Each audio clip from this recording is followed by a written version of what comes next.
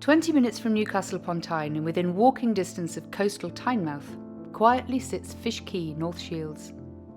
Here, where the river meets the sea, Mother Nature provides daily food for the soul. And there's plenty going on. With an 800-year heritage, the legacy and pride in Fish Quay's fishing and marine industry is evident and celebrated. It still lands the freshest and finest catch in the region. But nothing here stands still.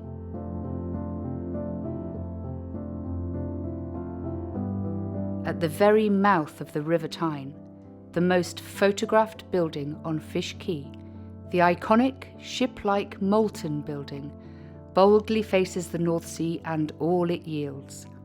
It's a modern nod to the creative people, the businesses, the artists and the musicians who call this place home. It's been a 12-year labour of love for local architect and glass designer Henry Amos. So I came down here onto the Fish Quay over 20 years ago, and I got involved with a project to look at what the future could be, which is not the first time that here that's what happened. I got to know some of the people here, and that improved the quality and the depth of what I felt about the Fish Quay.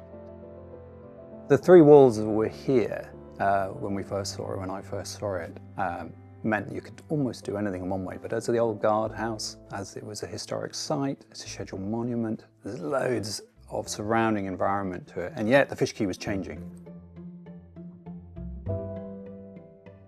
But all of that offered this potential with this extraordinary site to then say, okay, so what's the 21st century? What's a design for that?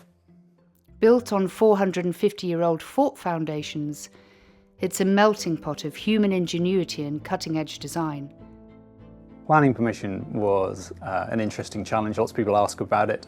The council basically moved it into design review, which allows it to go outside their direct orbit. And so in time, what came out, and working with English Heritage, Historic England as it is now, they were encouraging, said, yeah, do more, as long as you don't damage the fabric.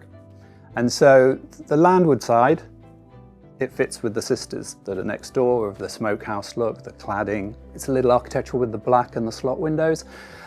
And then you come around the other side and the scale changes because the scale outside changes. The site is orientated east, looks out to the rising sun, and I wanted to capture that in every room, in every space in the building. And that was easy because of the location.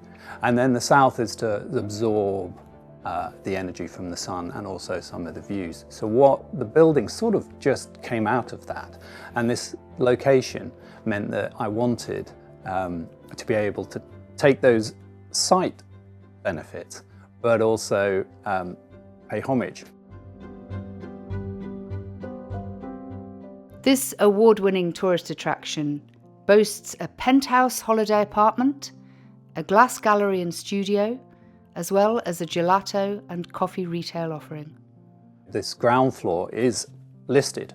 The bricks are 180 years old. And then as you go up through the building, it gets newer and newer and a little bit more crazy and a little bit more fun, hopefully, until 4 stories up, you absorb what all the stuff is outside.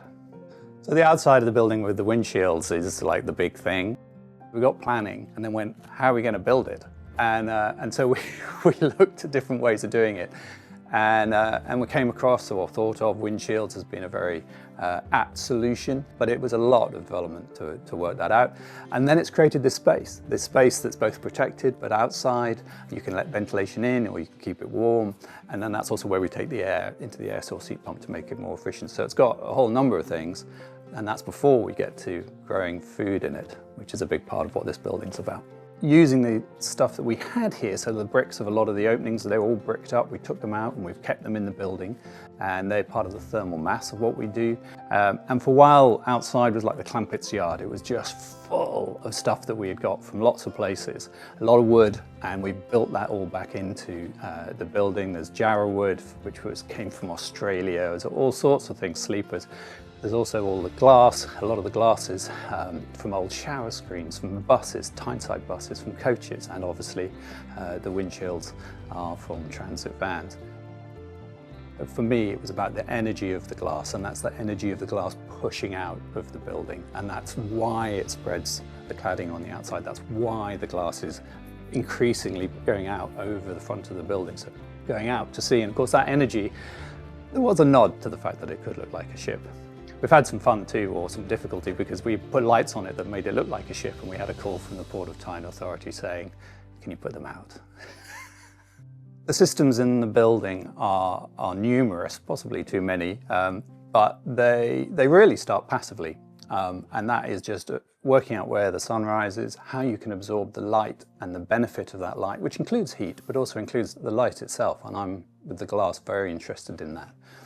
And then you move on to saying, okay, how do you capture it for longer? So then, like the bricks from the outside of the building, they're included in the walls. You can't see them, but they absorb the heat and they let it out later in the day. The cladding on the outside, it'll stop the sun in high summer, but in the winter it'll let it in. To the west, once the building's very warm, you stop the heat coming in because you don't want it to get too hot. Whereas to the east in the morning, you want to absorb as much as you can. So the building relates to all of that. The ventilation systems also take the heat out of the waste air and puts it into the fresh air coming in. We know how to build green buildings. We may not do it, but we know how to do it. The question then is, what else are we doing in our society, particularly here? And it turns out that the energy in our food is similar to our energy in buildings. So if we know how to do buildings, let's look at food. What the glasshouse does, it's really like a greenhouse. It gives us a space where we can grow food. So we've had cucumbers in November, and for the cafe we'll be growing microgreens and flavorful little things to show that you can grow them. And then in time, what we've done is we've plumbed the building so that we can have fish on the ground floor. It's called aquaponics. And so basically the fish help the plants grow and the plants clean the water. But what it does is it says, hey, we can do something fresh and exciting, and it's about flavor as well as being on a site with no land.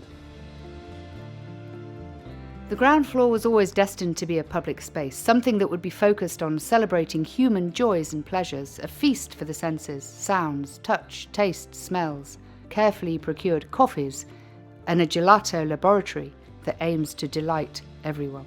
The gelato allowed me a base to get in and then explore flavor, and it's been 4 years of a lot of fun. And then we've also explored the coffee, and we'll be blending the coffee and the ice cream, so you end up with affogatos, but we'll be taking that quite a lot further and exploring what we can do with that with flavor.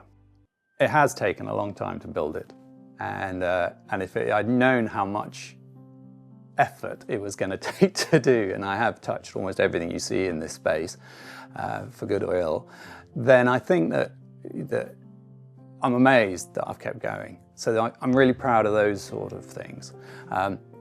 It's caused more of an effect than I expected, but really location is so powerful that you'd have to be a nincompoop to not come up with something that was pretty good here, because it is such a strong location. But yeah, I think it's great we've reached the end, and I'm even more excited that looking ahead, it's actually going to be more full of life than what we've done for the last 12 years.